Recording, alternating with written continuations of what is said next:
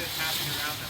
They have another form like this where they'll come out. It's called chuffing. Where they'll come out of the surface of the water and they'll blow out of their blowhole repeatedly, very aggressively. And that is another form of the agitation, annoyance, and aggression.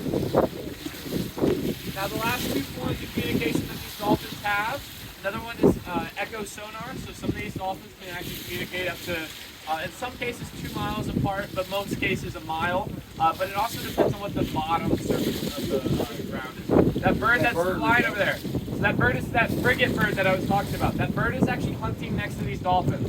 It's hunting the same thing. It's hunting a ballyhoo. A ballyhoo is a bait fish. So dolphins need about 15 to 20 pounds of that bait fish every single day to survive, okay? So they have 2 stomachs, kind of like cows. So one side of their, they can kind of store food for later, and then one side they kind of are always digesting. But because of that, they normally do not have Sweet. They're right there.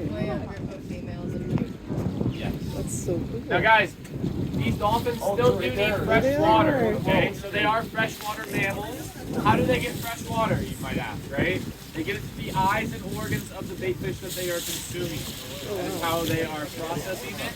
So they'll eat that bait fish whole, and at that point, as it's consuming it, it's then taking all that nutrients that it needs out of that body.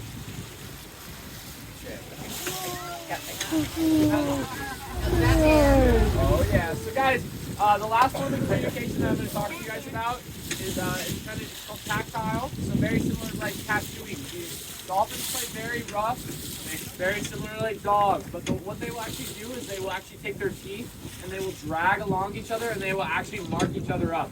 There's a form of ownership to them. Now, with these dolphins, we're actually able to identify them with some of that ownership that we're talking about, that tactile. So, there is one out here, there's a female, her name's Batman. If you look at her top dorsal fin, it kind of looks like a little bat wing.